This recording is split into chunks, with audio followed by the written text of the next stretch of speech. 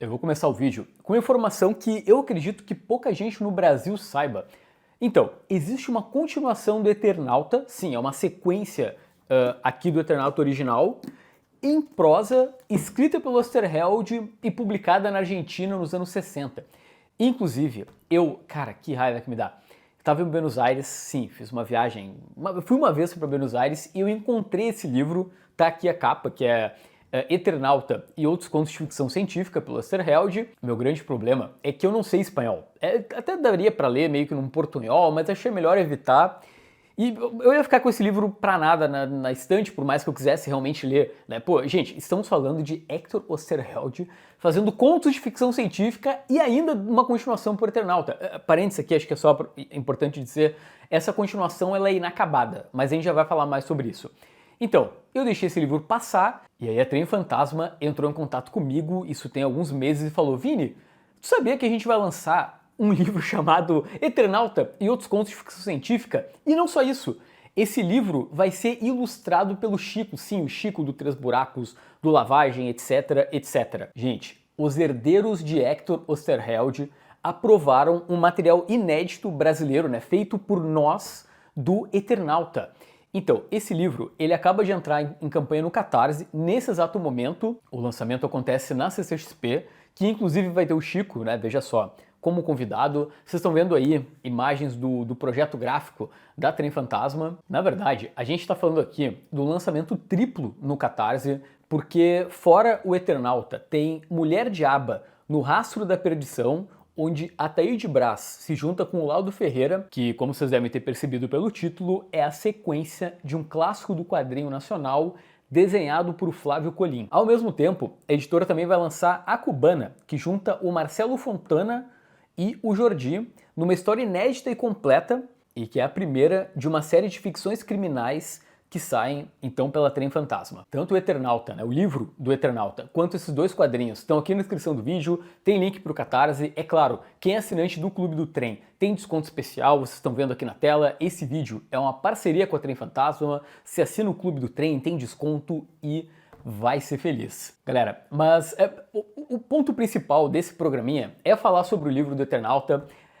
Eu não consegui ler ele todo, né? São 190 e poucas páginas, é livro, né? Leva mais tempo. Então o que eu fiz? Eu resolvi ler alguns dos contos para comentar com vocês. E, gente, sabe assim, a expectativa foi cumprida. A gente tá falando do Hector Osterheld. Já teve muito quadrinho do cara publicado por aqui, e eu tava realmente muito curioso para ver como ele ia se sair em prosa e ainda mais, né, escrevendo ficção científica, que é um dos meus gêneros favoritos. Tá, peraí, deixa eu ir na ordem aqui que eu fiz uma pauta bonitinha. Esse livro, ele abre com uma introdução do Sebastian Horácio Gago, que ele é doutor em estudos sociais e, gente, sem palavras, o cara faz uma introdução para explicar por que o Osterheld é tão bom. E esse é o tipo de conteúdo que a gente realmente precisa nas obras brasileiras para a gente ter uma dimensão, sabe? Pô, é um estudo sobre um dos principais nomes entre os roteiristas do planeta. Ele vai falar, por exemplo, sobre a questão da identidade geográfica, como, né, pegando como exemplo o Eternauta,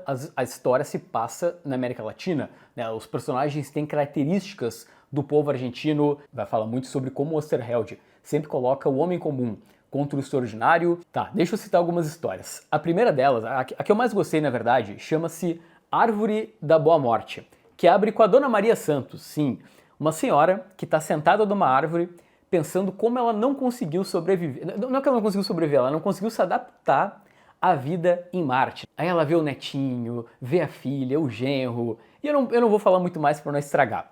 Outra que eu curti muito é Uma Morte. Gente, as histórias são de uma sutileza. Aqui um alien vem investigar a morte de um amigo dele que acabou falecendo, né? Na verdade o cara, eu não vou dar detalhes de novo, mas esse alienígena faleceu na casa de um criador de pássaros. Bom, primeiro, é muito legal ler esses contos porque, gente, não é um conto onde tem um protagonista chamado John Smith, ou sei lá, não, é a Maria Santos. Sabe? Tipo, a gente consegue se identificar mais porque a história se passa mais perto do leitor. Ao mesmo tempo, essas duas que eu comentei é o Osterheld falando sobre a morte, sobre como encarar a morte. Cara, uma delas ali, a da árvore, é algo pesadíssimo, assim. Tá bom, vamos falar sobre a história título, que é O Eternauta. Pois então, galera, eu já li todo o primeiro Eternauta, né, que saiu, uma obra original dos quadrinhos, que saiu pelo Pipoca. Eu não li ainda o segundo Eternauta, mas o que eu entendi? Esse conto, ele está entre os dois, vamos dizer assim. Vocês sabem que o começo aqui do Eternauta é justamente o personagem principal falando com o Osterheld, né? No início não diz que é o Osterheld, mas é um roteirista de quadrinhos que está ouvindo uma história sobre uma invasão alienígena em Buenos Aires. O que eu entendo é que esse conto inacabado, na prática, ele é outro, é mais uma história que o Osterheld está ouvindo por parte do Eternauta.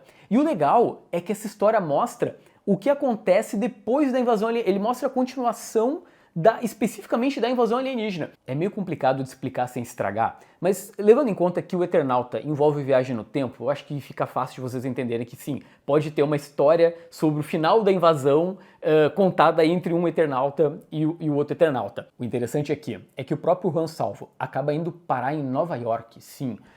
A má notícia, tá, gente? Como eu comentei, esse conto, embora ele tenha quase 100 páginas nessa publicação da Trem Fantasma, ele é inacabado, né? Mas, assim, levando em conta que são 100 páginas, dá muito para ter uma visão sobre o que o Osterheld imaginava para o que acontecesse depois do primeiro Eternauta, vamos dizer assim, na linha do tempo tradicional. Em resumo, eu tô feliz, gente, vou poder ler os contos de ficção científica do Osterheld, que eu deixei passar, o livro estava na minha frente, agora eu vou poder ter ele em português, com desenhos do Chico. Eu acho que, eu não sei se a Trem Fantasma vai se importar, mas dá uma olhada aqui na tela, outras ilustrações desse monstro. Cara, assim, como eu falei, eu não li todos os contos ainda do livro, mas, pô, pelas imagens, parece ser um mais interessante do que o outro, né? São todos de ficção científica, eu sei que alguns envolvem robôs, por exemplo. Então aqui na descrição do vídeo tem o link para os 3 projetos que eu comentei. Na verdade é um único, né? Vocês podem escolher a recompensa, pode escolher, por exemplo, retirar o Eternauta na CCXP e pegar esse desconto de Catarse. Galera, sabe, a gente tem um livro do Osterheld publicado no Brasil, com ilustrações de um brasileiro.